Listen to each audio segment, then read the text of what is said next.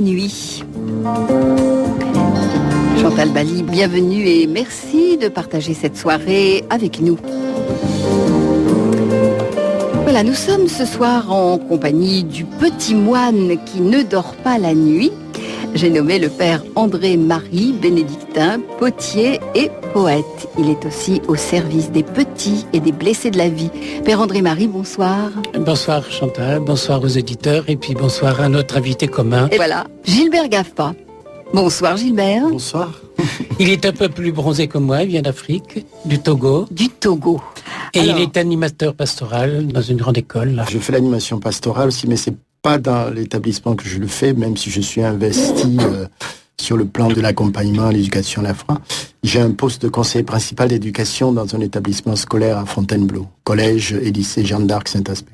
Chargé de la vie scolaire, de la relation avec les parents. c'est important ça, hein, l'éducation des jeunes aujourd'hui, c'est un monde. Hein. C'est un monde, oui, c'est un monde. Alors il m'invite de temps en temps dans son école pour parler aux jeunes, essayer ensemble de les réveiller, de leur redonner un peu d'espoir. Oui, sensibiliser aussi à la dimension de la pauvreté dans le monde et leur investissement, cette dimension missionnaire à laquelle tout jeune baptisé est appelé, quoi. Former leur humanité et leur dimension spirituelle, oui. Ouais. Ah ouais. Parce que nous, on pense sincèrement dans le domaine de l'éducation, surtout dans un établissement comme le nôtre, on pense que le savoir, c'est vrai, il faut le savoir, mais aussi il faut arriver à éduquer, à former des jeunes qui deviendront des hommes et des femmes debout dans une réalité humaine pour demain. Mais oui, Mon Dieu que c'est beau d'entendre un enseignant parler de ce langage-là. Ça rassure. On est loin. Merci, je suis pas le seul. Hein. Non, rassurez-vous. Heureusement que la théorie, c'est pas la théorie du gender Non. dont on entend tellement parler en ce moment. C'est que, voilà, il y Pas la a, même chose, heureusement c'est qu'il y a un équilibre qui s'opère dans le bon sens. Et voilà, et la vie ancrée dans le Seigneur, hein, à la source même. Vous, donc, vous chantez, vous composez aussi? Oui, je compose avec ma compagne, je compose musicalement. La plupart des textes, c'est ma compagne qui les écrit, et puis on travaille beaucoup ensemble. D'accord. Alors, le thème de ce soir, c'est une soirée où nous allons parler des 3 V. Alors, ça peut paraître mystérieux, les 3 V, hein, à partir de ce que Jésus nous dit de lui, à partir de cette parole, je suis la voie, la vérité, la vie. Et c'est très amusant parce qu'en latin, c'est via, veritas et vita. C'est les 3 V également. Et c'est Jésus qui se définit de cette façon-là. Voilà ce que je suis. Ouais. Je suis la voie, la vérité et la vie. La vie. Alors, vous, comment vous concevez cette phrase de l'Évangile, Père André-Marie? Ben, je suis allé voir dans le dictionnaire encyclopédique de théologie, et à propos du mot voix, je n'ai vu qu'une seule citation. À propos du mot vie, j'en ai vu 51, et à propos du mot vérité, j'en ai vu 16. Mais puisqu'il est la voie, pour le chemin, un seul chemin suffit, il est le chemin. Ouais. Pour aller au fond de soi, on est le chemin. J'écrivais un petit livre à propos de Saint-Jacques de Compostelle pour inviter à méditer ceux qui font pendant 2 mois ce voyage, donc 60 pages, 60 textes. Et puis je disais, un pèlerinage, c'est aller de soi, avec un S minuscule, à soi, avec un S majuscule, mais en passant par les autres. Et puis voilà que Jésus nous invite à passer par lui-même. Cette vie qui est en lui, cette vie qu'il nous donne. Quand à l'Eucharistie, il nous dit, prenez et mangez-en tous, nourrissez-vous de moi, vous allez trouver la vérité est en moi. C'est un chemin tout à fait étonnant. En une seule citation, Jésus dit, je suis la voie, la vérité et la vie, personne ne va au Père si ce n'est par moi. Pour ce chemin spirituel, il n'y a qu'un seul chemin, c'est la spiritualité.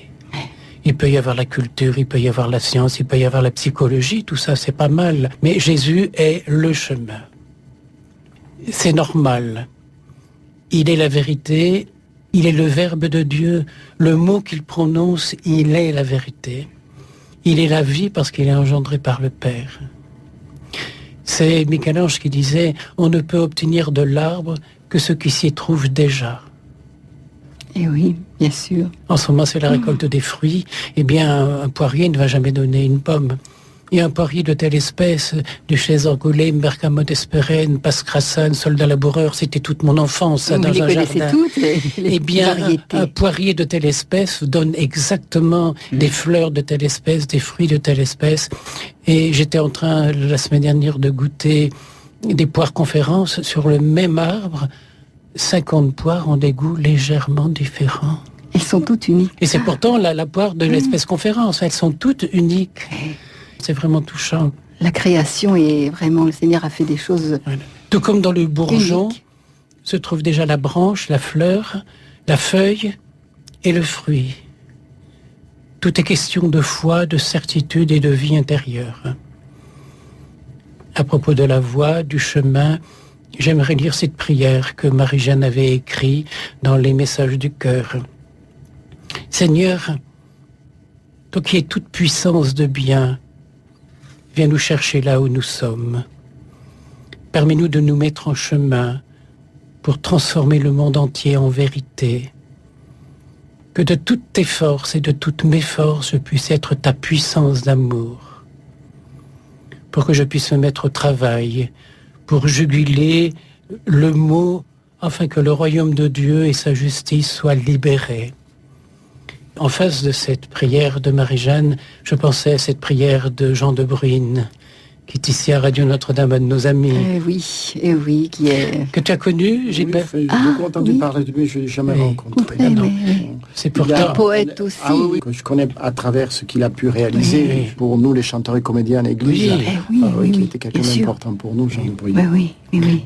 Est-ce que tu ne trouves pas, Seigneur, que je te casse un peu les oreilles avec mes litanies, mes demandes, mes supplications? Je suis toujours là à te quémander comme un enfant gâté. Un peu plus de grâce, un peu plus de vertu, un peu plus de sainteté, un peu plus de soleil ou un peu plus de pluie, un peu plus d'argent. Aujourd'hui, mon Dieu, je veux te parler autrement en toute vérité. Aujourd'hui, je vais te dire merci. Merci à toi, Dieu, d'être là si proche, si attentif, alors que tu es la voix. Merci à toi, Dieu, de m'aimer tel que je suis, alors que tu es la vérité.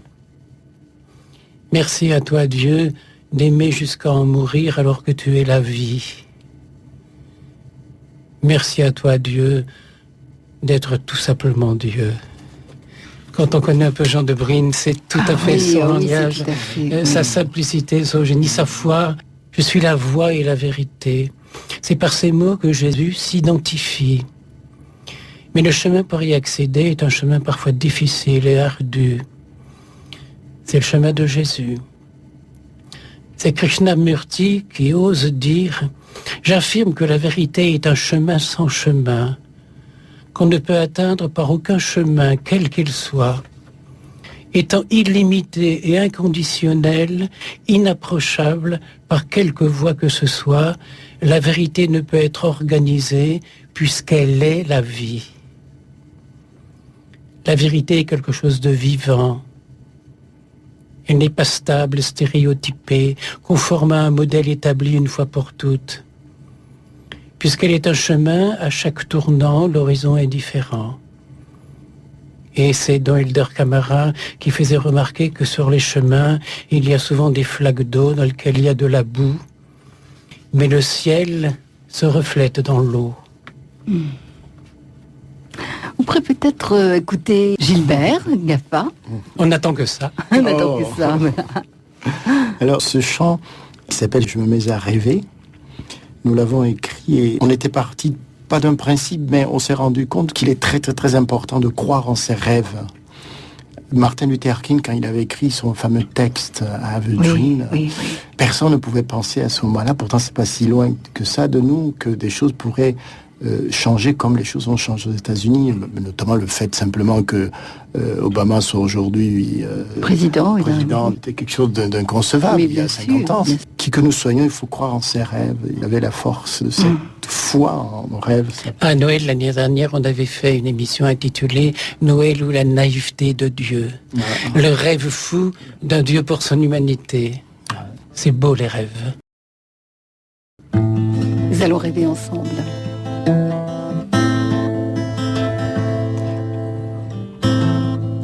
Je me mets à rêver quand dans l'élan du ciel s'échappent des oiseaux.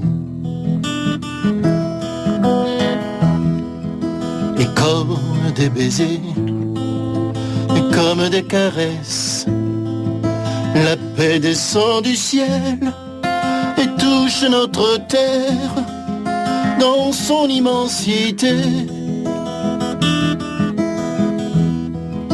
Je me mets à rêver d'un temps merveilleux où le vœu de Dieu sera le vœu de l'homme, où le vœu de Dieu sera le vœu des hommes.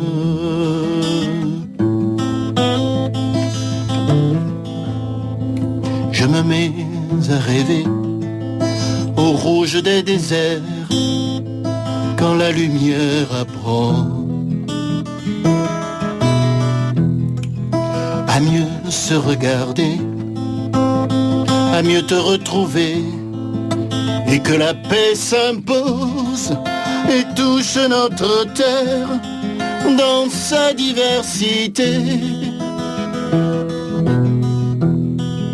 Je me mets à rêver d'un temps merveilleux où le vœu de Dieu sera le vœu de l'homme, où le vœu de Dieu sera le vœu des hommes.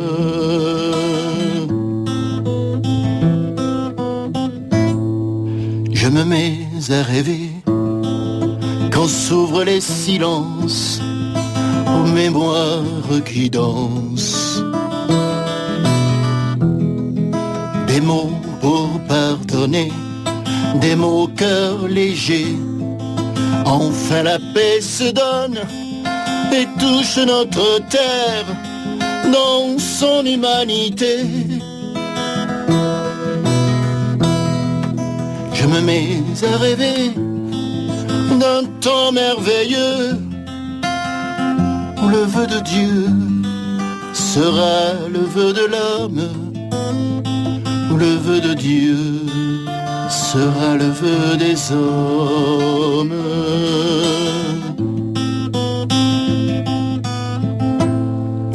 Je me mets à rêver quand l'eau devient musique et murmure pour nous. Que les armes se taisent, que les enfants se lèvent et que la paix éclate et touche notre terre en toute vérité. Je me mets à rêver d'un temps merveilleux où le vœu de Dieu sera le vœu de l'homme, le vœu de Dieu sera le vœu des hommes.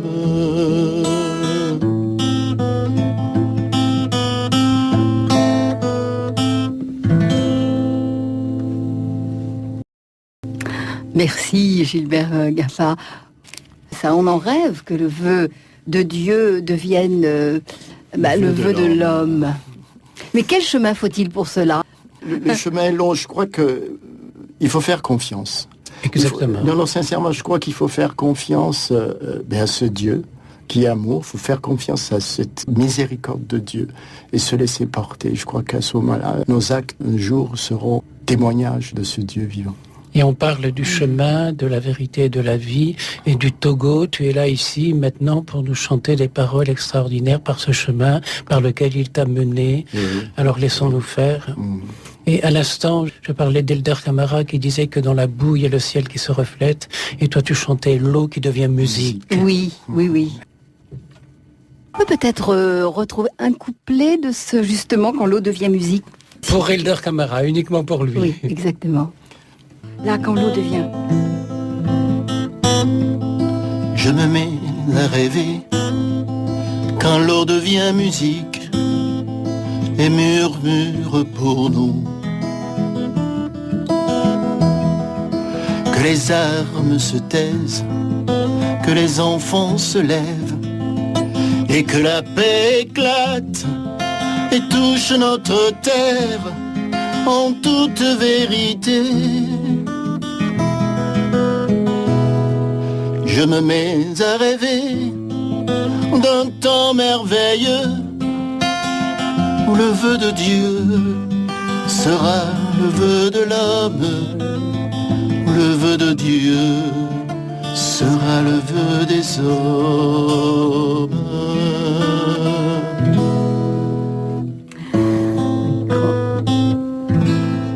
Grand merci. Vraiment. Saint-Augustin qui disait « Chanter, c'est prier 2 fois ». On a envie de dire 3 fois avec Gilbert. Alors, Père André-Marie, justement, en écoutant ce chant et aussi ce thème-là, cette phrase de l'Évangile, je suis la voie, la vérité, la vie. Sur le plan humain, comment peut-on vivre un mystère divin aussi extraordinaire? D'abord, dans le mot extraordinaire, il y a le mot ordinaire.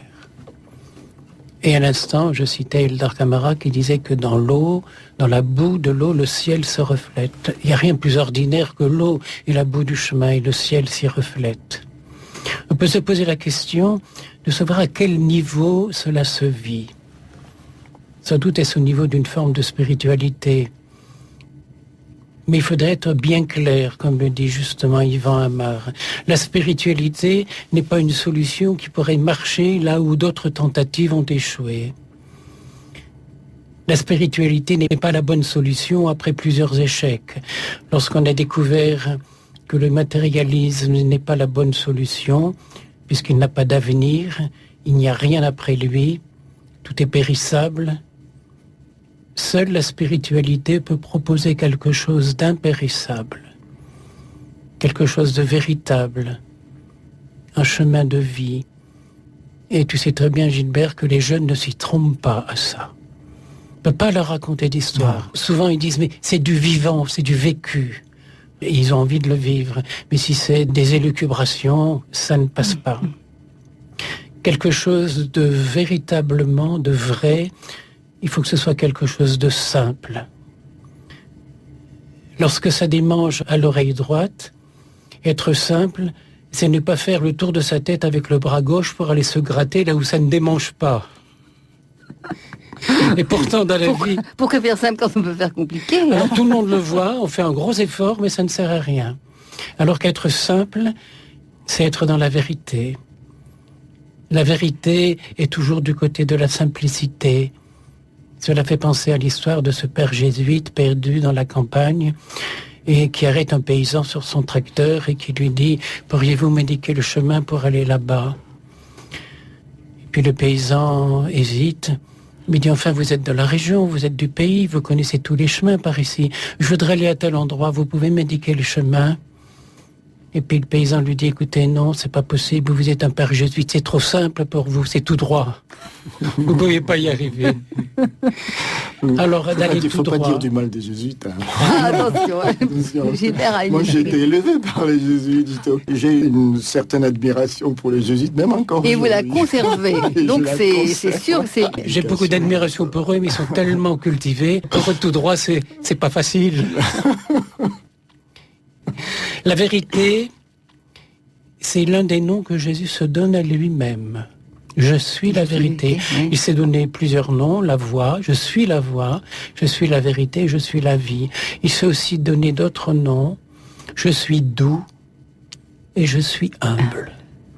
Donc la vérité, c'est toujours dans la douceur et c'est toujours dans l'humilité. C'est jamais dans ce qu'on impose.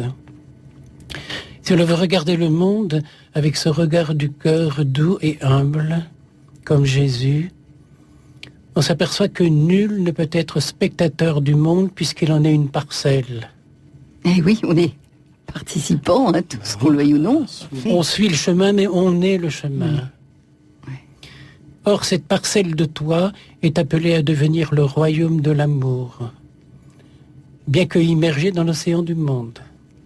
Vous êtes dans le monde, mais vous n'êtes pas du monde, dit Jésus. Chacun de nous, petite goutte d'eau, a le choix et le pouvoir d'être la goutte d'eau qui pollue le monde ou la goutte d'eau qui purifie le monde. Chacun d'entre nous, en vérité, est donc capable et appelé à penser que si mon avenir est entre mes mains, l'avenir de l'Europe est entre mes mains, l'avenir de la planète est entre mes mains, l'avenir du monde nouveau est entre mes mains, ce monde promis par Jésus, un royaume plus fraternel. Parfois, ça paraît un monde, on peut le dire, hein, cette transformation du monde, et ça paraît simple, tel que vous le dites, Père André Marie. Oui. Ce n'est pas les choses les plus simples qui sont les plus faciles à vivre, mais c'est le seul chemin, et il n'y en a pas. Simple ne veut pas dire facile, hein, c'est ça. Non. Alors allons-y, tout simplement. Laissons-nous faire.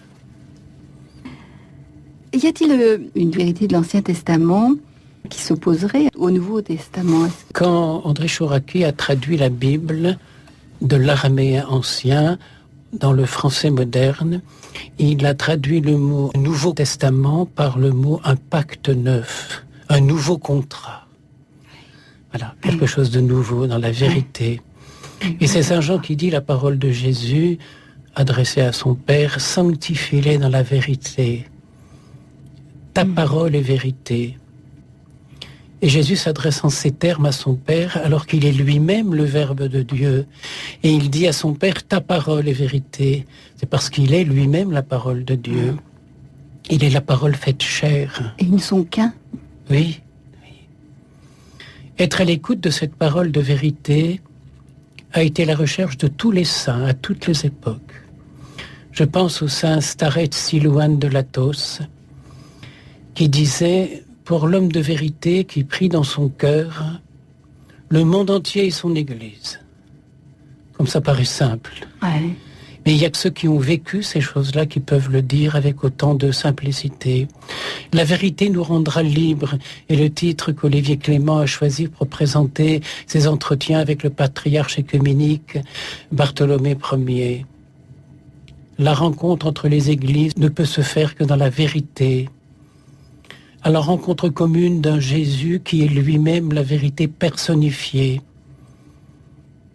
Il est important de redécouvrir en vérité l'Église écrasée sous le poids d'un héritage historique, mais qui, si on regarde avec le cœur, c'est donner l'espérance de la résurrection. C'est le regard du cœur qui nous permet de découvrir la vérité. À ce niveau-là, ça n'est pas par des raisonnements intellectuels, ça n'est pas par le mental. Tous les saints, tous les mystiques ont découvert Jésus en direct. En direct, mais il y a traversé des zones difficiles et des zones d'ombre pour parvenir à la vérité, parce que c'est la quête de tous les saints prennent la direction, puisque Jésus est la vérité. Mais pour y parvenir, quelles épreuves aussi. Il n'y a pas de saint qui n'ait pas eu de grosses épreuves. Donc ça veut dire que pour parvenir à la vérité, c'est un combat. Oui. C'est un combat. Et Jésus qui dit « Je suis doux et humble de cœur », ça prouve que la vérité se découvre aussi par le cœur, non pas par les sentiments, non pas par un monde intellectuel. Si le vrai devient fanatisme, il n'est plus vrai. Si la vertu devient intolérance, elle n'est plus vraie. Si la beauté devient dilettantisme, elle n'est plus vraie. Si l'utile devient âpreté, il devient inutile. Et voilà que l'excès transforme la qualité en défaut. On pourrait parfois s'éloigner de la vérité par un besoin exclusif, même de vie intérieure, s'il devenait égoïsme pur, nourri exclusivement de notre ego. Aucune vraie recherche de Dieu ne peut nous éloigner de nos frères. Dans une parabole indienne, un vieil homme, Gopal, dit à Dieu « Seigneur, cela fait plus de 70 ans que je viens dans ta maison, dans le temple, tous les jours, et toi tu n'es jamais venu chez moi. » Et le Seigneur lui répond « Je viendrai demain. » Alors il se met au travail, il nettoie sa maison, et il assèque absolument tout, et il fait des pâtisseries extraordinaires. Toute la nuit, il a passé à ça, et puis voilà que le matin, il y a un gamin qui vient le déranger en lui disant « Je pourrais avoir un petit bonbon. » « Non, c'est pas le moment, j'attends quelqu'un d'important. » Et toute la journée, il continue à faire tout ce qu'il pouvait faire de mieux. Et puis il y a une pauvre femme qui venait souvent le voir, et qui vient demander un peu de soupe, et il lui dit « Mais je n'ai pas de soupe aujourd'hui, j'attends quelqu'un d'important. » Et puis le soir, encore quelqu'un qui vient et qui dit « Je voudrais parler un petit peu avec toi. » Mais il dit « Aujourd'hui, je dois écouter quelqu'un de bien plus important que toi. » Et puis le soir, il attend, il est très très déçu parce que... Personne ne vient. Le Seigneur n'est pas venu. Alors le lendemain, il va au temple et il fait des reproches au Seigneur. Il lui dit « Mais Seigneur, je t'ai attendu toute la journée et tu n'es pas venu. » Et le Seigneur lui répond « Mais je suis venu 3 fois chez toi et tu m'as pas reconnu. » Il se voile la face, prend la forme du pauvre, de celui qui a besoin, oui. Je me permets de faire une petite reproche à propos de certaines habitudes de notre Église à l'heure actuelle, et quand des pauvres gens viennent demander un baptême pour leur enfant et qu'on leur refuse. Est-ce que c'est pas à Dieu qu'on ferme la porte ? Pour des raisons intellectuelles, pour des raisons théologiques, pour des raisons qui ne sont pas des raisons du cœur, qui, je ne crois pas, sont les raisons de Jésus. Alors j'essaie de compenser, puis je les accueille. Dimanche dernier, un baptême. Je suis depuis plus de 40 ans dans le même village, alors j'ai pratiquement baptisé, marié, célébré les funérailles dans toutes les familles. Et puis il y avait là la petite Méline qu'on allait baptiser, il y avait ses parents que j'avais mariés, que j'avais baptisés eux-mêmes, il y avait les grands-parents que j'avais mariés, il y avait les arrière-grands-parents qui sont mes voisins. C'était donc un public vraiment merveilleux. J'ai commencé par demander à tous ceux parmi eux qui avaient reçu le baptême, à la demande de leurs parents, d'aller rendre sur le front de leurs parents la bénédiction que leurs parents leur avaient donnée à eux, bébés, le jour de leur baptême. Et la petite maman s'avance près de moi à l'autel et elle met devant moi la photo de son baptême où je la prenais dans mes bras. Oui. Et puis donc ils sont allés bénir papa et maman de plusieurs générations. Ensuite, je leur ai demandé de venir tremper la main dans l'eau baptismale et puis de prononcer des mots d'amour, de tendresse, des souhaits, de bienveillance pour notre monde, pour notre Église. Et puis de se signer de la croix. Et j'ai vu alors ces gens avec beaucoup de respect faire le plus beau signe de croix qu'on puisse faire. Et il y avait des gens que je n'avais pas baptisés et nous aussi, on peut bénir, bien dire, bénédiction. Bien sûr, je les ai laissés faire, il y avait un fond musical. Et après un long moment de silence, je leur ai dit, voilà, on va baptiser la petite Méline avec cette eau-là. Mais dans cette eau-là, il y a votre ADN à tous. Et s'il y a votre ADN, il y a l'ADN de vos ancêtres. Voilà, cette eau, elle devient sacrée. Et maintenant, on va prier Dieu. Mais déjà sur le plan humain, le sacré, ça va très très loin. Et la sainteté, c'est quand on honore le sacré. Mais le sacré, c'est la vérité des choses. La vérité des lieux, la vérité des personnes. Je suis la voie, la vérité et la vie. Alors c'est toujours des moments qui sont très intenses.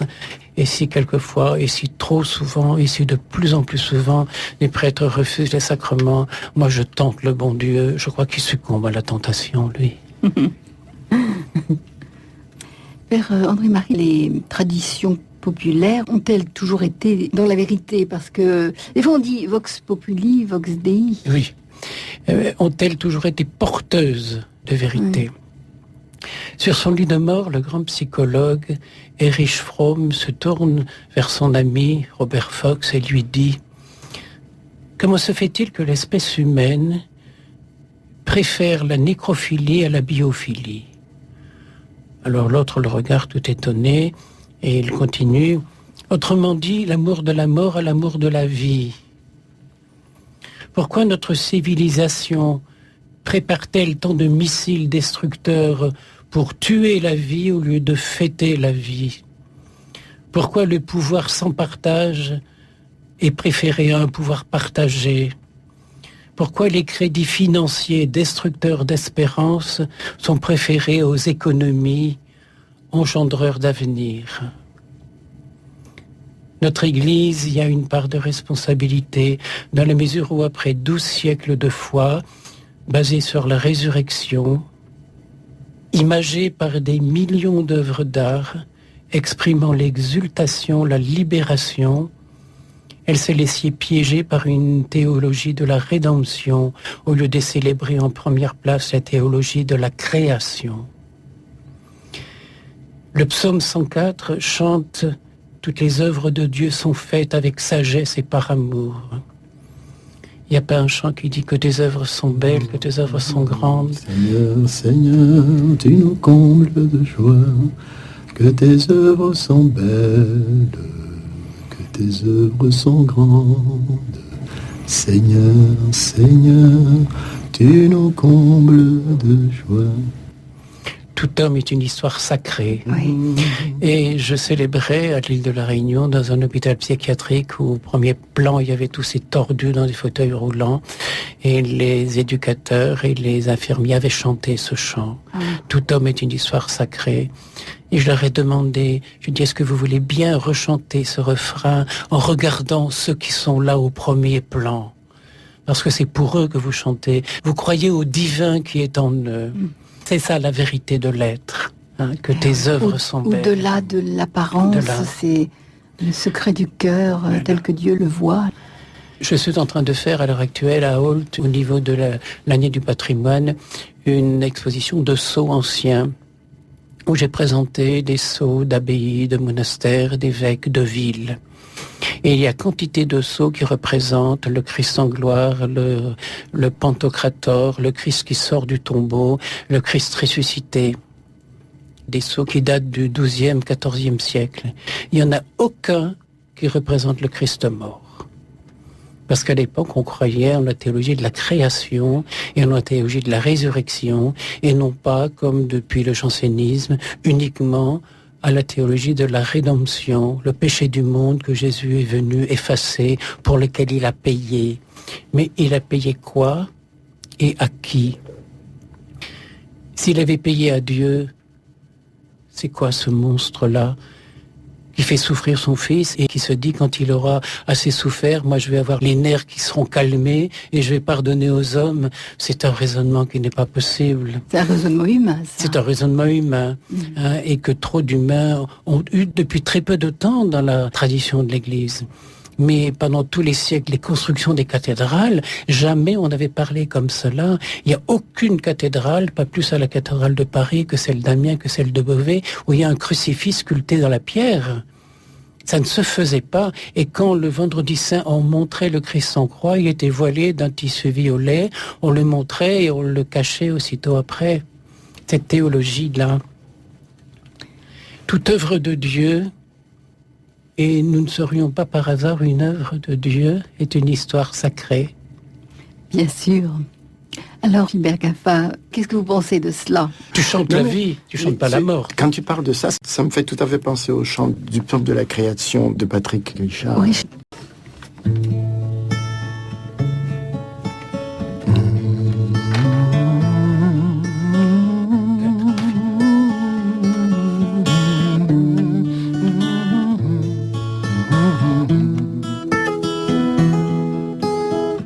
Par les cieux devant toi, splendeur et majesté, par l'infiniment grand, l'infiniment petit, et par le firmament, ton manteau étoilé, et par frère soleil, je veux crier mon Dieu, tu es grand, tu es beau, Dieu vivant, Dieu très haut, tu es le Dieu d'amour.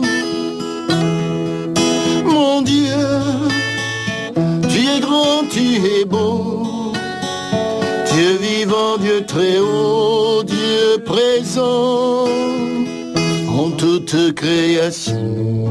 Non, non, non, non, non, non, non, non, non, non, non, non, non, non.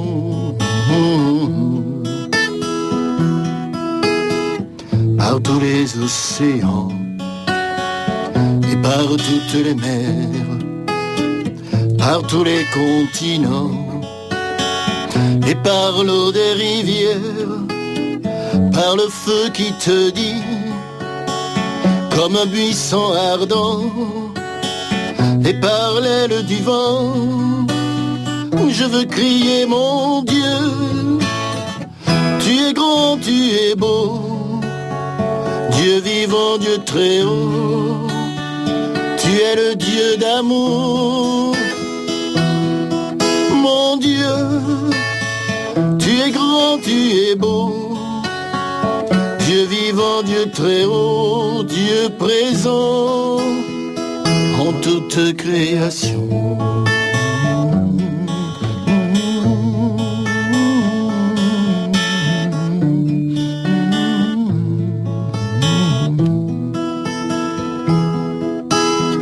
Par cette main tendue qui t'invite à la danse, par ce baiser jailli d'un élan d'espérance, par ce regard d'amour qui relève et réchauffe, par le pain et le vin, je veux crier mon Dieu, tu es grand, tu es beau, Dieu vivant, Dieu très haut, tu es le Dieu d'amour. Mon Dieu, tu es grand, tu es beau, Dieu vivant, Dieu très haut, Dieu présent en toute création.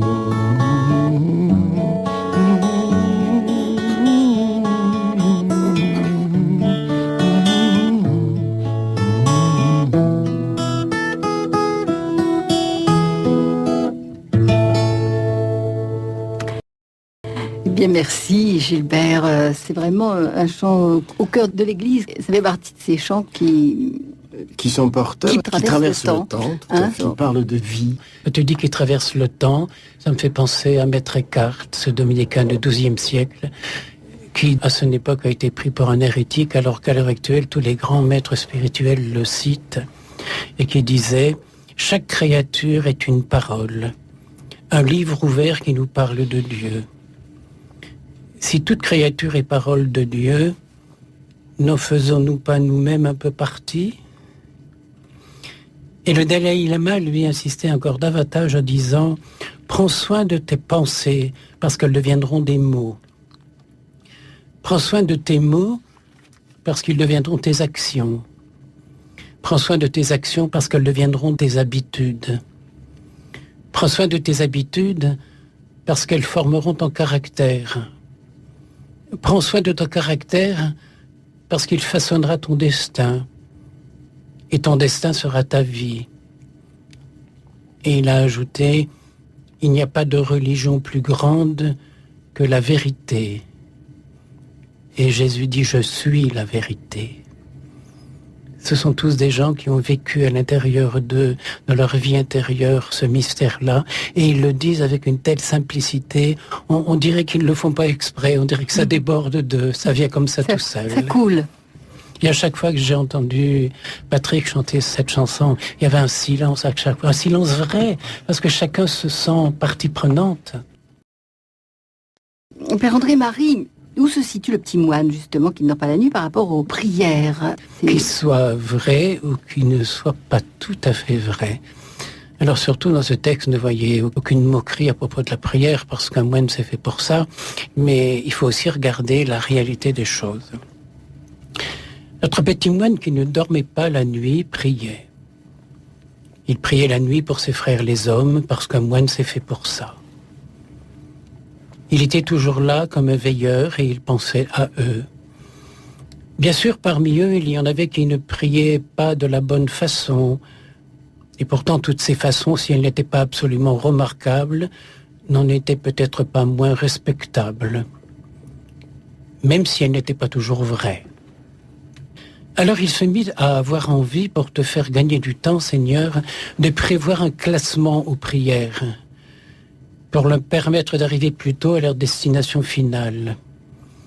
Il lui faudra inventer des casiers prières avec des tas de niches comme dans les trous du confessionnal. Il pourrait y ranger les prières, nos prières porte-bonheur à Sainte-Rita, nos prières qui cherchent trouve à Saint-Antoine, nos prières assurance tout risque à Saint-Christophe. Il y avait nos prières je touche du bois, nos prières sauf qui peut, celles goupillon bénis-moi ça, celles bénédicité digère-moi ça, les exauce-moi ça, les annule-moi ça.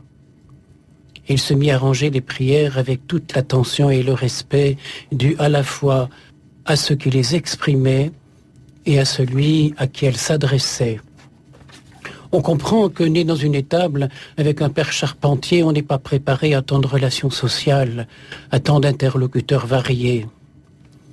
Il y a les prières de demande à ne pas oublier, les prières d'intercession envoyées dans la bonne direction, les prières silencieuses à entendre, et des prières, que des prières sous toutes les formes. La prière redevance téléphonique avec 4 sous dans le tronc, la prière jukebox avec au choix le dernier cantique à la mode ou un air rétro en grégorien, la prière bleu-blanc-rouge, celle des morts pour la France, et la prière cordon du poil pour feu mon voisin défunt. Comme il ne faut pas être raciste, il faut distinguer nos prières petits noirs pour les missions d'Afrique, pour les Togolais, nos prières grains de riz pour les petits Chinois, nos prières contre la fin du monde, à surtout ne pas confondre avec nos prières contre la faim dans le monde. Si tu étais un homme d'affaires, Seigneur, tu aimerais nos prières qui rapportent. Si tu étais un joueur, tu aimerais nos prières pile ou face. Si tu étais un hit parade, tu aimerais nos prières top 50. Si tu étais un maître d'école, tu aimerais nos prières tiens-toi bien. Il y a beaucoup de mal à trouver une place pour les prières « Mens comme je respire » et les prières « Plus jamais ça ».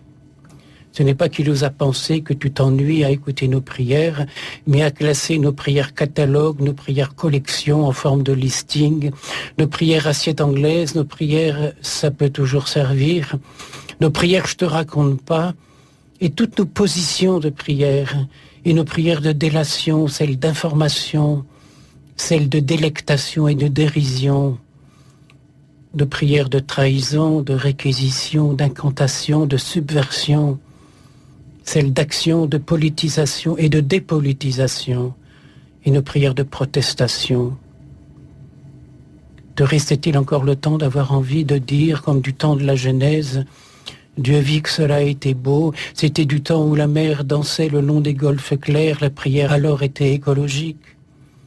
Et il rangeait, il classait notre petit moine sans moquerie aucune, sans raillerie, sans croire à un sentiment de supériorité, parce qu'il savait, lui, prier en latin.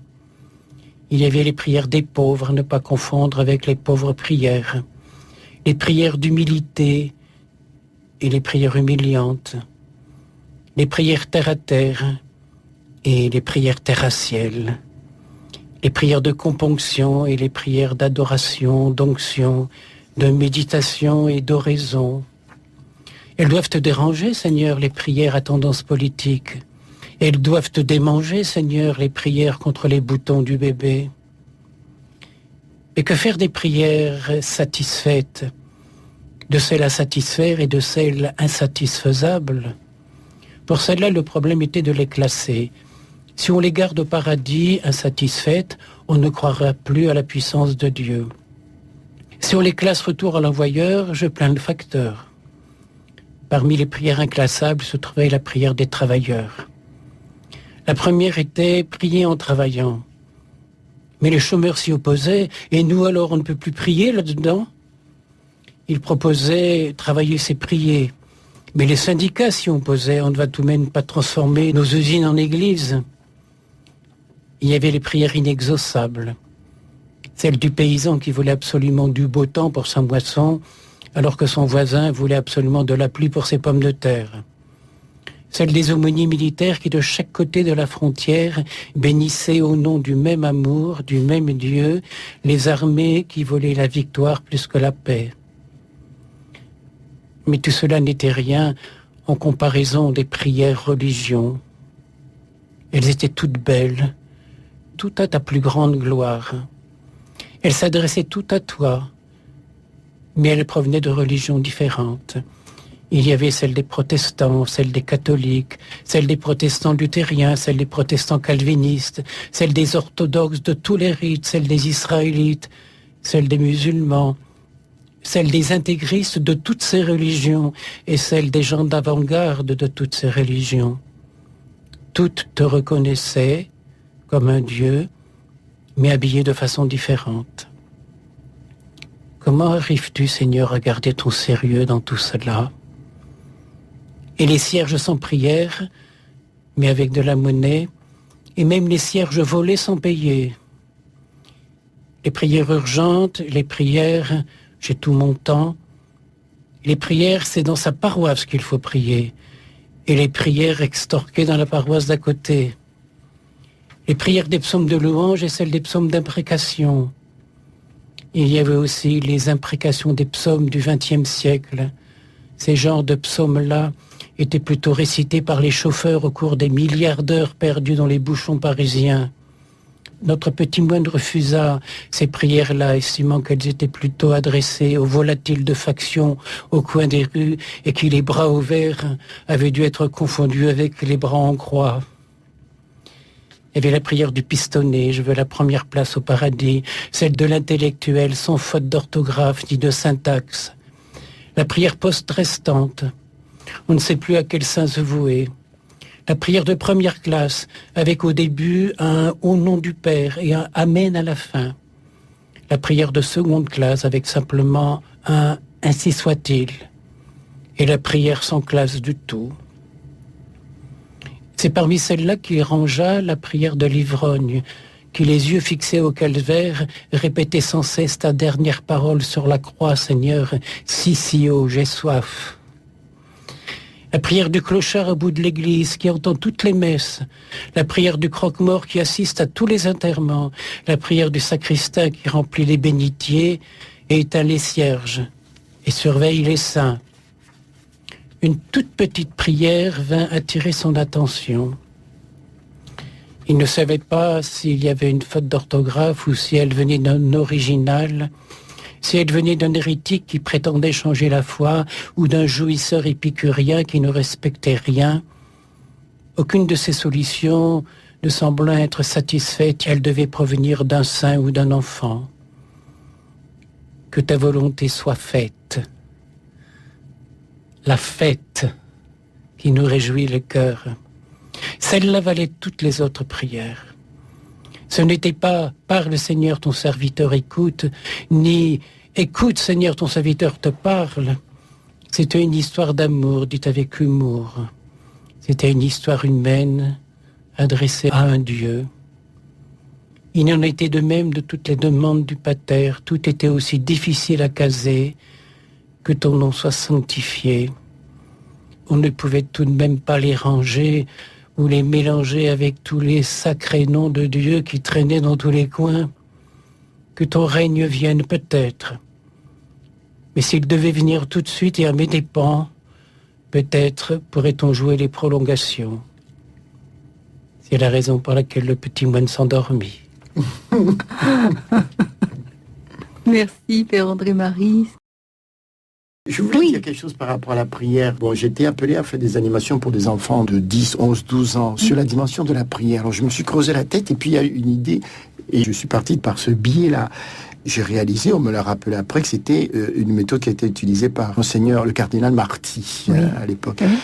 Je suis parti sur 5 mots parce que je voulais que les enfants entendent que la prière fait partie de leur vie et que ça lie les relations entre les hommes et Dieu. Bonjour, pardon, s'il te plaît, merci, je t'aime. Il y a tout. C'est tout. C'est l'évangile. Bonjour. Pardon. S'il te plaît, merci, je t'aime. Ce sont des mots que nous utiliserons dans notre relation de tous les jours, entre êtres humains.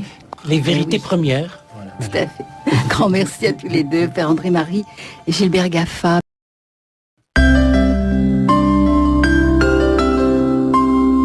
Radio Notre-Dame. Voilà, nous sommes ce soir en compagnie du Père André-Marie, bénédictin, potier, poète, et de Gilbert Gaffa, qui est chanteur, animateur aussi pastoral, on peut dire. Hein, conseiller principal d'éducation. Dans un collège, qui va nous chanter. Un chant que nous avons écrit il y a donc 13 ans, l'année où les moines de Tibérine ont été assassinés. Son titre, c'est « Que ta volonté soit faite », que ta volonté devienne une fête. Et ce texte a été écrit par Paul Cross, un prêtre qui est décédé, peu de temps d'ailleurs dans la même année, en 96. Et quand cet événement est arrivé, il m'a appelé, il était dans le Tarn, moi j'étais déjà dans la région parisienne. Il m'a dit, mais Gilbert, il faut faire quelque chose, il faut laisser quelque chose pour ces prêtres-là. Et donc, il a écrit ce texte. Voilà. On va l'écouter avec beaucoup d'émotion. Ils étaient 7 à Tibérine, vivant flambeau de l'Éternel, frères amoureux de cette terre dont ils voulaient qu'elle fût porteuse d'amour d'Allah et de Jésus. Ils sont partis vers le soleil. Que ta volonté soit faite sur la terre comme au ciel. Mais quand Seigneur,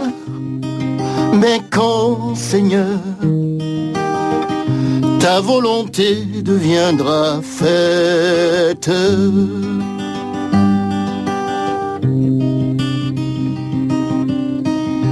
Sept jeunes gens les précédèrent.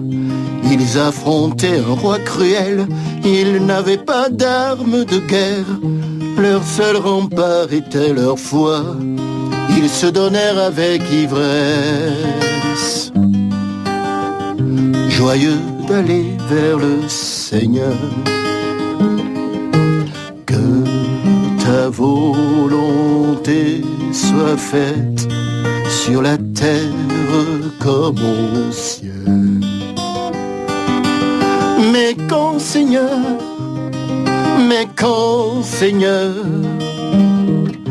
ta volonté deviendra faite. Sept assistants aux 12 apôtres furent élus pour le ministère, des tables offertes et du sourire que ces chrétiens aimaient Étienne, le diacre au discours enflammé, qui vit le ciel avant sa mort. Que ta volonté soit faite sur la terre comme au ciel. Mais quand Seigneur,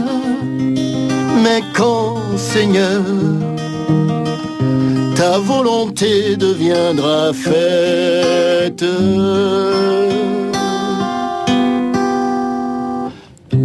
Sept cavaliers du dernier livre galoperont au jour nouveau où les martyrs seront tout neufs et tous les moines de Tibérine transfigurés de Jésus-Christ entonneront chant à l'agneau. Que ta volonté soit faite sur la terre comme au ciel. Mais quand Seigneur,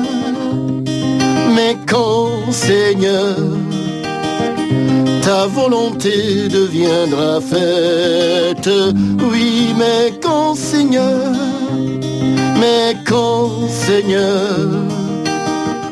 ta volonté deviendra faite.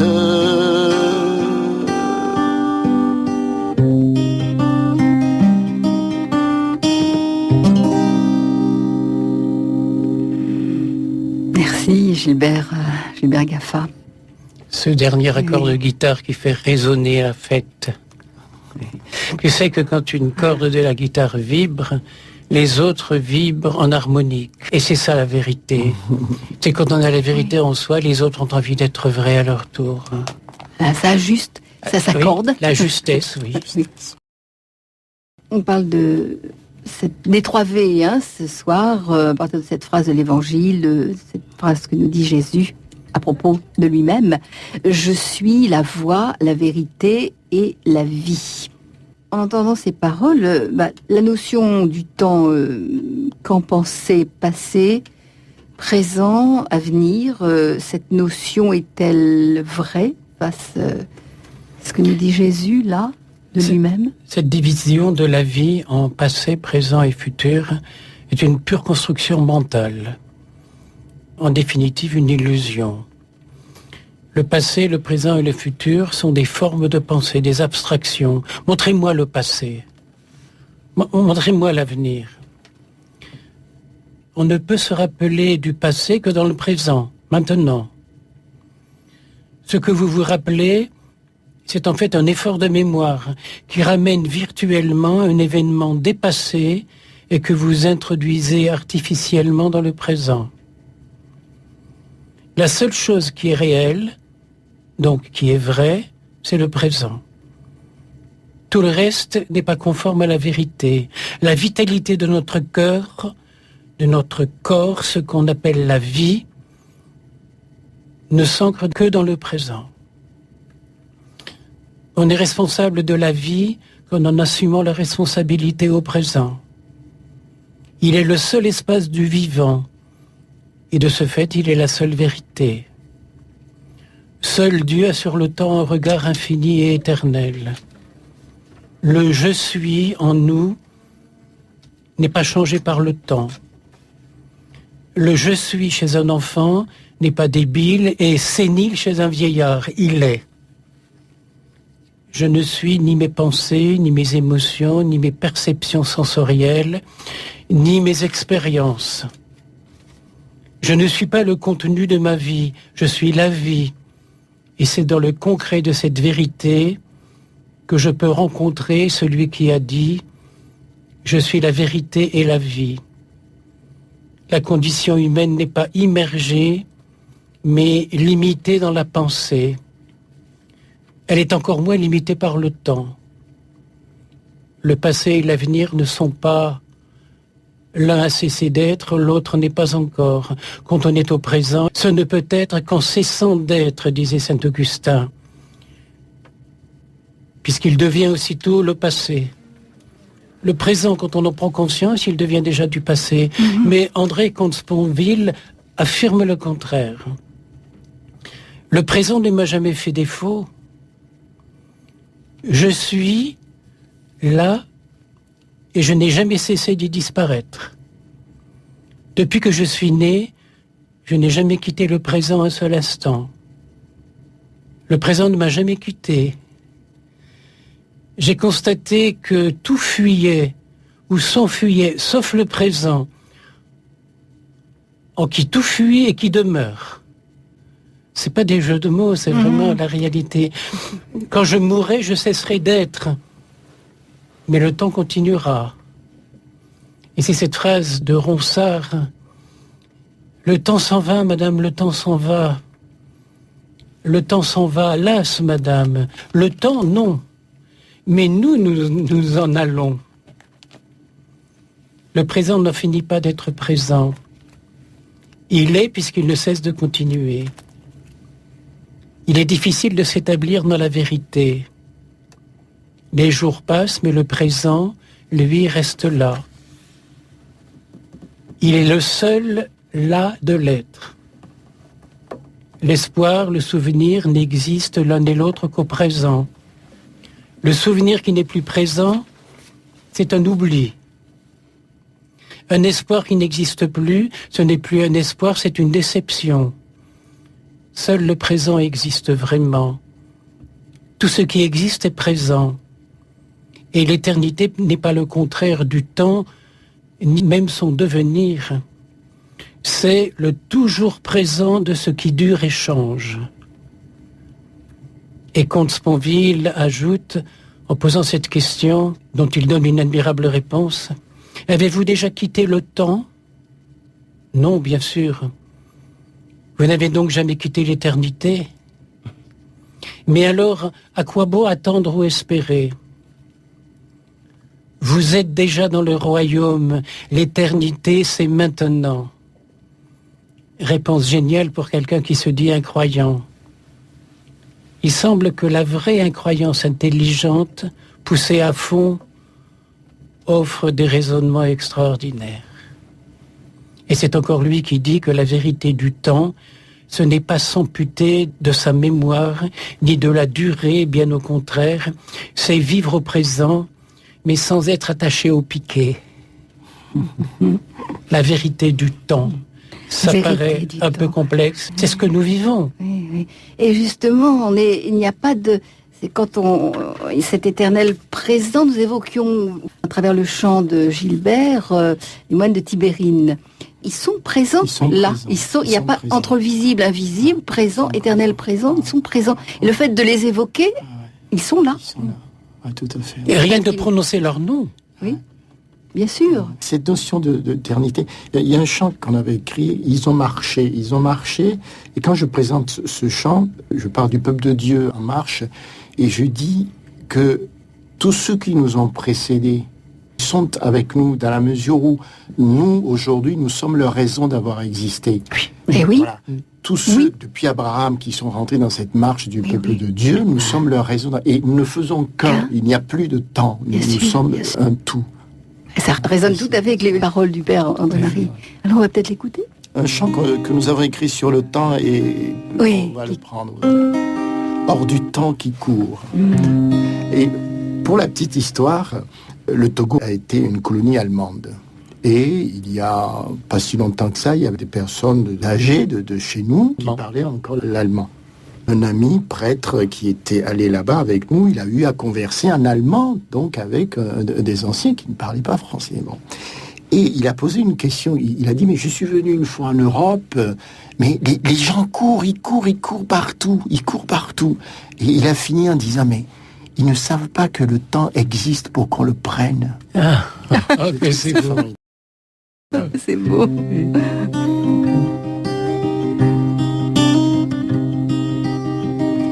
Lorsque le temps se repose et rassemble les jours, sans un bruit il nous propose des choix nés de l'amour. Lorsque le temps nous emporte où vivent nos secrets, à l'aube de chaque porte, il éclaire un projet. Hors du temps qui court un instant, aide-nous à prendre le temps qui parle un instant, le temps qui parle, on l'entend.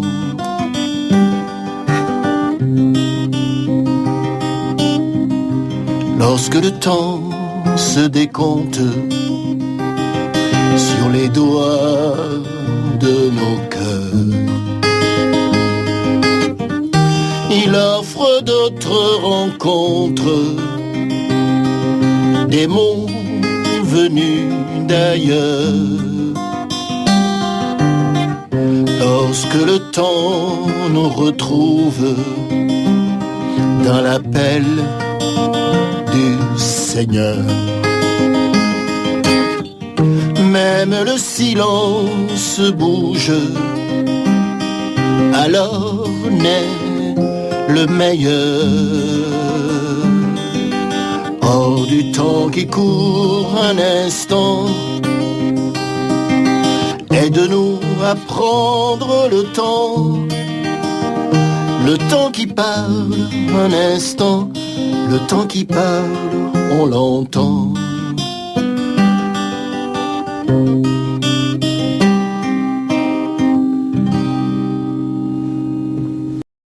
Merci de nous donner, de prendre le temps. Voilà, alors Père André-Marie, est-ce qu'il vous est arrivé d'être en recherche personnelle de la vérité, par exemple dans vos écrits? J'ai vécu un jour une étrange aventure. J'ai écrit un livre sans l'avoir fait exprès. Expliquez-nous. Un éditeur voulait publier l'un de mes écrits, Libère ta sagesse. Il m'avait demandé de créer la couverture. C'était à l'époque où je faisais beaucoup de calligraphie hébraïque, arabe, en sanskrit, en bouddhiste. Et je m'émerveillais des courbes que prennent ces lettres, les lignes droites qui semblent rencontrer l'infini. Et ces lignes voulaient dire des lettres, et ces lettres s'accouplaient pour faire des mots, et ces mots exprimaient des idées. Et je me suis dit, si on se contentait de la ligne sans aller chercher plus loin, tout est contenu dans la ligne. Et ce soir-là, j'ai pris le calame à la main. Le calame, c'est le roseau taillé en pointe qu'on trempe dans l'encre de Chine pour dessiner. Et je me suis laissé aller. Voilà, je vous montre certains de ces dessins. Mais c'est magnifique en tout cas, hein, Gilbert. En prenant la plume et on l'a laissé en toute liberté courir sur le papier. C'est extraordinaire de voir comment ces traits se croisent, se décroisent, se mélangent. Et je travaillais entièrement libéré, presque les yeux fermés, comme quand je suis en mon tour de potier, je laisse l'argile prendre sa forme. Et toutes les 20 secondes, il y avait un dessin, une page qui était faite. Tout différente, un trait. Et le tracé de l'encre de Chine jouait sur le papier. Il y a des moments où, durant la vie, les gestes qui s'y dessinent rêvent de conduire à un grandissement inconscient, sans limitation du temps, sans limitation de l'espace, dans l'élégance d'un aller plus loin, sans retour et sans pensée. Il y a des moments où, durant la vie, la tendresse est si mystérieuse. J'imagine Gilbert en train de composer une de ses chansons, que les mots du quotidien ne peuvent suffire à dire ou à pleurer ou à implorer.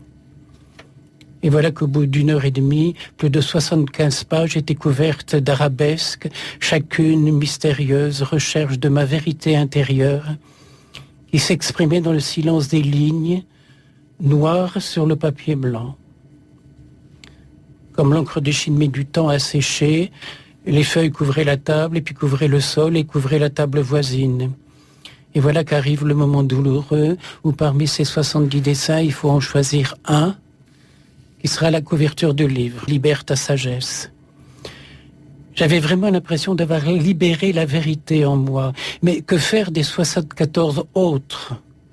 Oui. Le lendemain, je me suis amusé à laisser les mots sortir de ma plume, comme la veille, l'encre de Chine courir sur le papier. J'ai laissé jaillir librement les mots tels qu'ils venaient, non pas dans un effort mental, mais avec le souci de laisser ma vérité intérieure coller en moi, comme l'amour qui n'a pas de frontières. Et voilà que 2 jours après, il y avait 100 textes qui imageaient les 70 dessins. En 2 jours, ce livre était écrit. Alors j'en ai pris 2 pages, et qui sont comme ces dessins que vous voyez où la plume se laisse aller. Ici, c'est les mots qui se laissent aller. Initiation à la vérité du moment, où le passé n'a rien à voir avec un monde dépassé, mais devient un univers qui nourrit le présent. Le trait noir ne se fige pas, la ligne s'enfonce dans le temps, elle continue, comme si rien ne pouvait l'arrêter, tout devient un ensemble sans aucune prétention de jugement.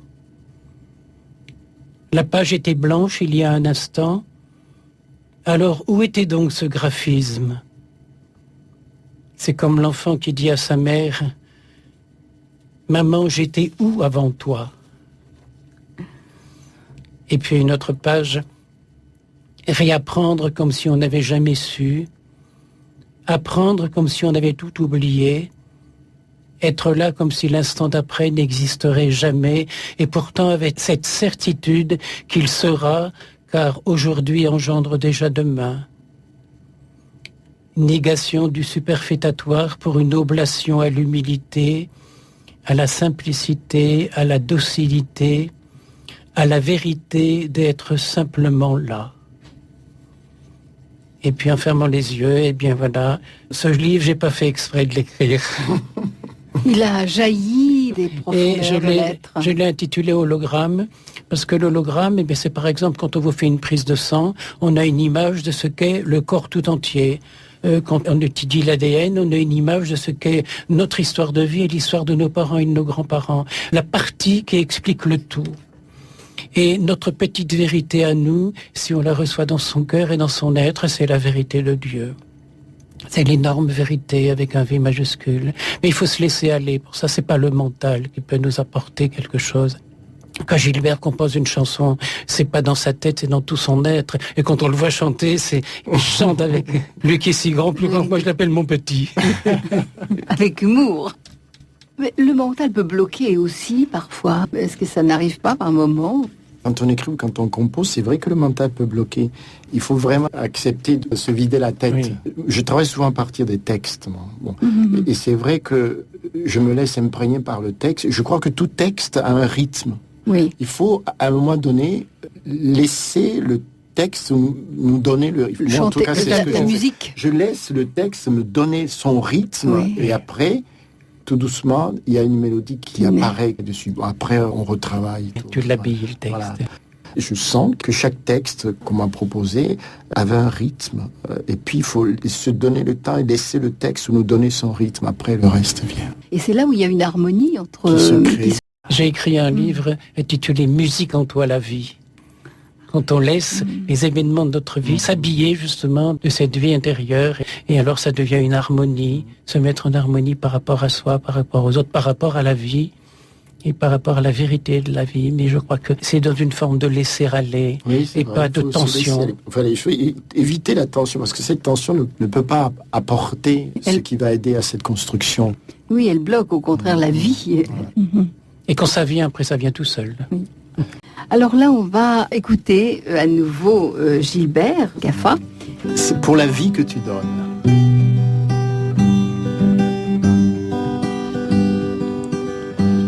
Pour la vie que tu donnes, le soleil et les étoiles, l'eau et la rivière, sans qui rien ne porte de fruits. Pour l'image et ressemblance, pour ton fils offert aux hommes, pour ton nom en héritage. Merci à toi, notre Père, au nom du Père, du Fils et du Saint-Esprit. L'amour est révélé au nom du Père, du Fils et du Saint-Esprit. Il fait notre unité.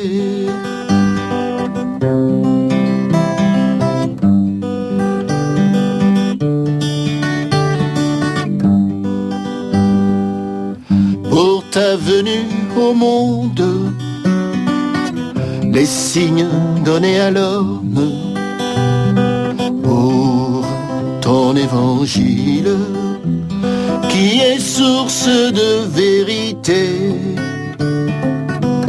pour ta croix qui nous rassemble, ta vie plus forte que la mort, pour l'Esprit Saint que tu nous envoies. Merci à toi, Jésus-Christ, au nom du Père, du Fils et du Saint-Esprit. L'amour est révélé au nom du Père, du Fils et du Saint-Esprit. Il fait notre unité.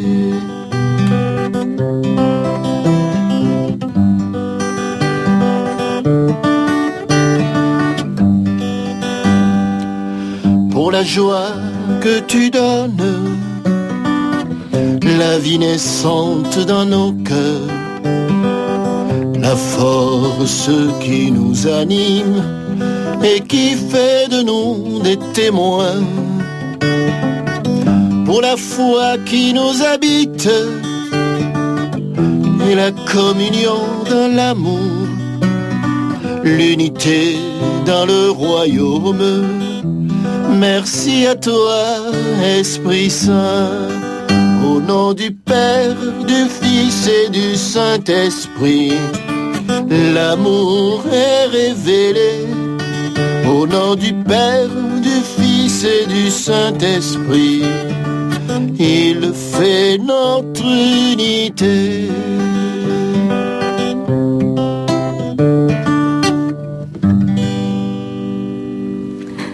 Merci, merci Gilbert Gaffa. Au nom du Père, du Fils et du Saint-Esprit, il fait notre unité. Dans la vérité. Dans la vérité. Alors, Père André-Marie, quel regard peut-on avoir en vérité sur le monde actuel? Comment voyez-vous cela? Si on voit la télévision, les médias, les journaux, les informations, le regard qu'on a sur le monde est totalement faussé, totalement. Alors quelqu'un s'est amusé à réduire la population du monde à la taille d'un village où il y aurait 100 personnes, tout en maintenant les proportions de tous les peuples existants sur la Terre. Qu'est-ce que ça donne? Ce village de 100 personnes serait composé de 57 Asiatiques, de 21 Européens, de 14 Américains et de 8 Africains. Il y aurait 52 femmes et 48 hommes. Il y aurait 30 Blancs et 70 personnes de couleur. Il y aurait 30 chrétiens et 70 non-chrétiens. Il y aurait dans ce village 89 hétérosexuels et 11 homosexuels. Dans ce village, 6 personnes posséderaient 60% de la richesse totale et ils sont tous d'origine des USA. Dans ce village, 80 vivraient dans de très mauvaises conditions. 70 seraient analphabètes. 50 souffriraient de malnutrition. Il y en a un qui sera en train de mourir pendant qu'un autre est en train de naître. Il y en a un qui posséderait un ordinateur et il y en aurait un qui aurait un diplôme. Si on considérait le monde de cette manière, le besoin d'accepter et de comprendre devient évident.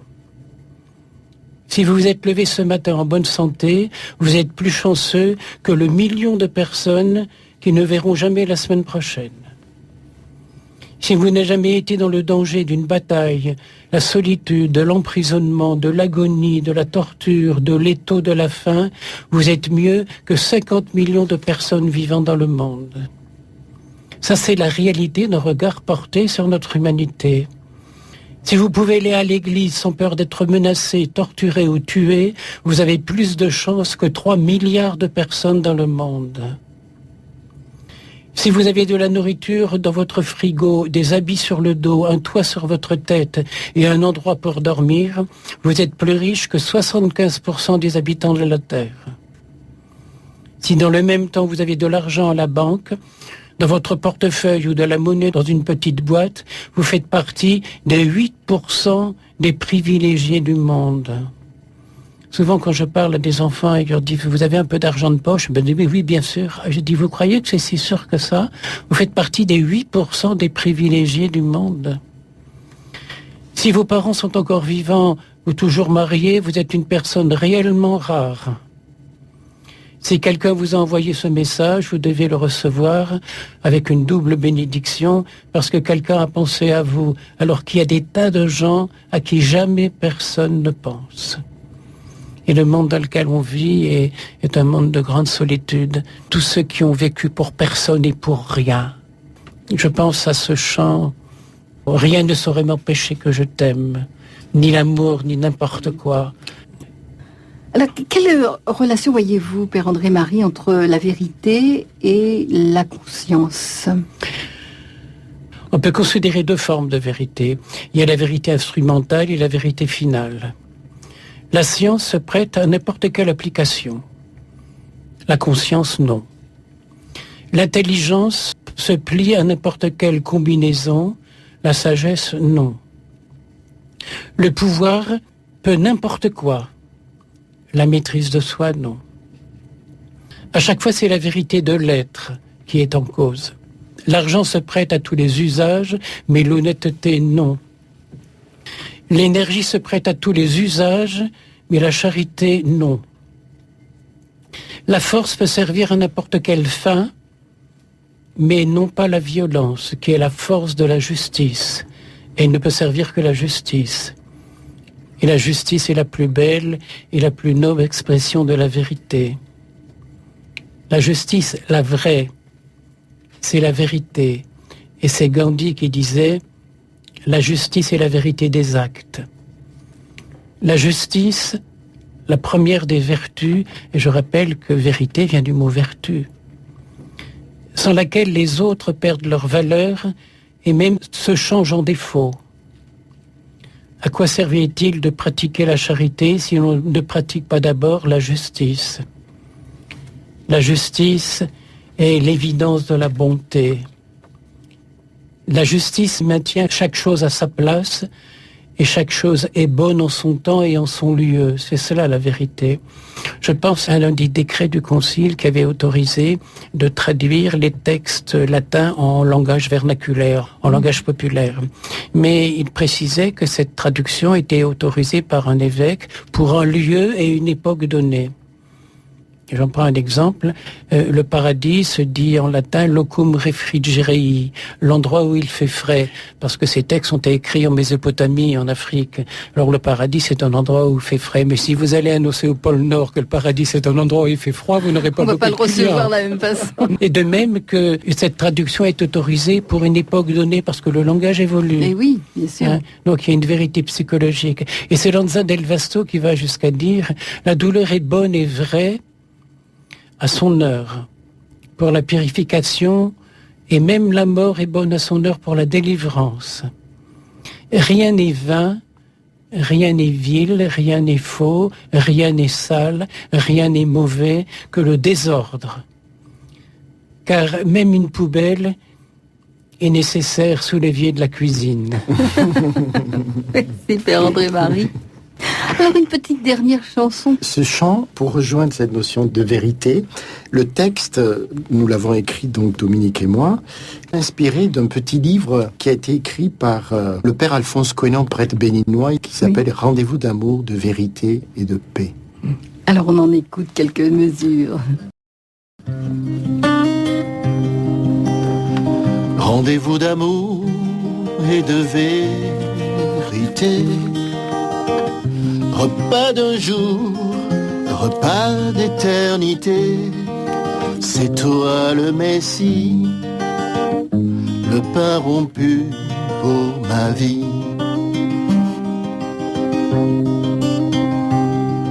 J'avance en suivant ton étoile vers l'amour offert.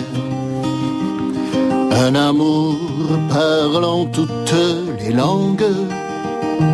Un amour qui prolonge la terre, déplace les montagnes et se courbe par humilité. J'avance vers ta promesse pour demeurer en toi et toi en moi.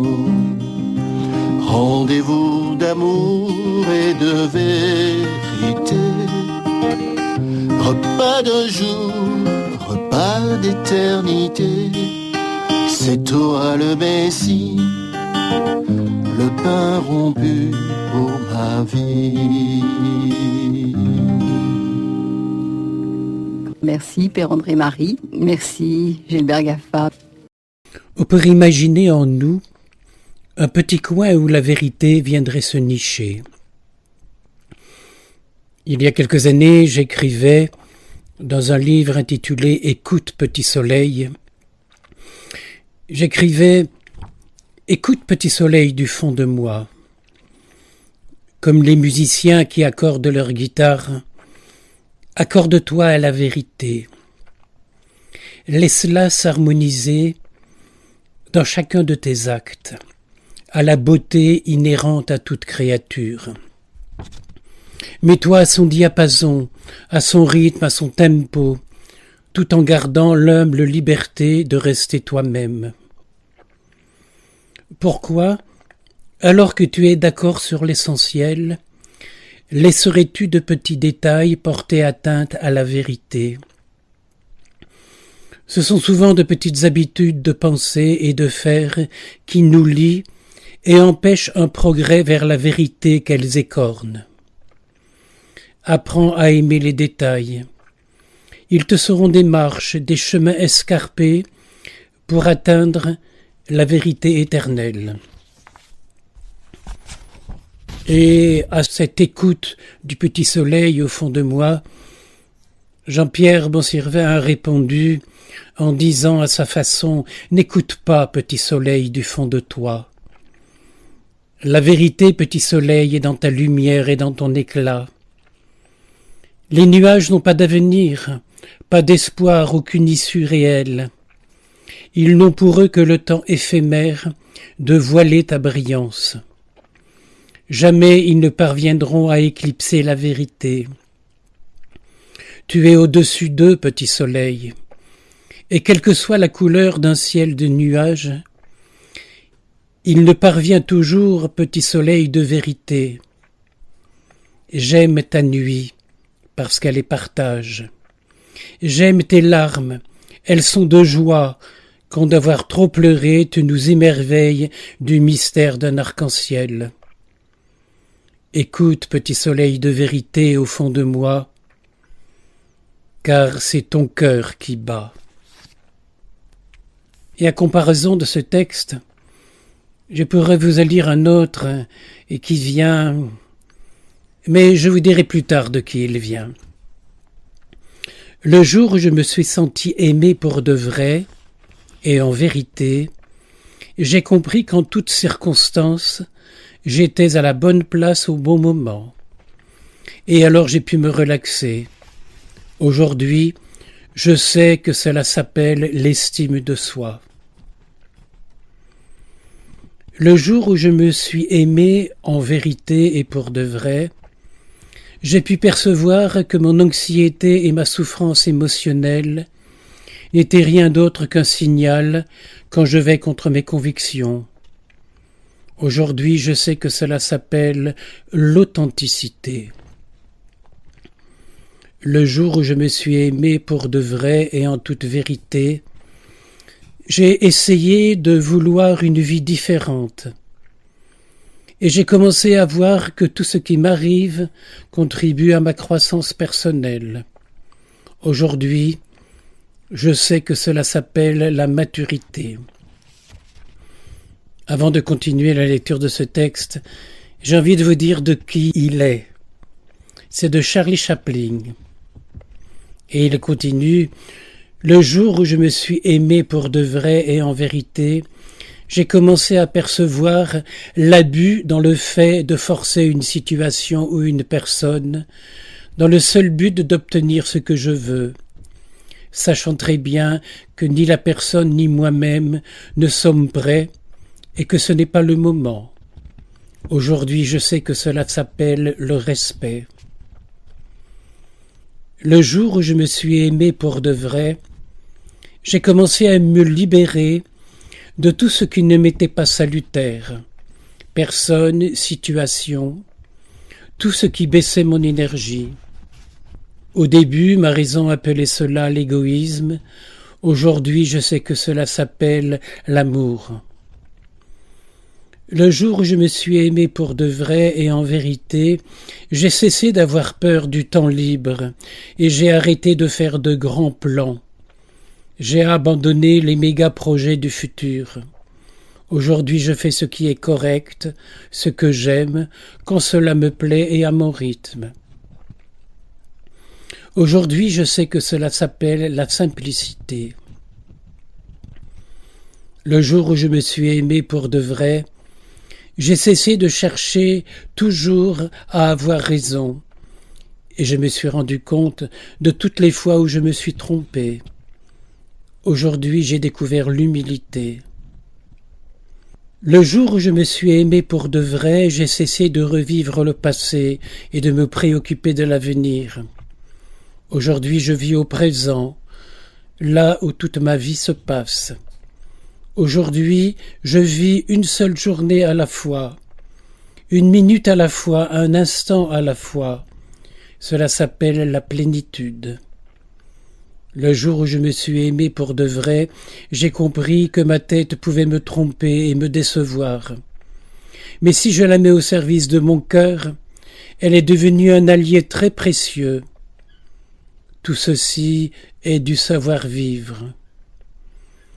Nous ne devons pas avoir peur de nous confronter, car du chaos naissent les étoiles. Merci, Charlie Chaplin, de nous faire méditer sur la vérité. Merci, Père André-Marie. Merci, Gilbert Gaffa.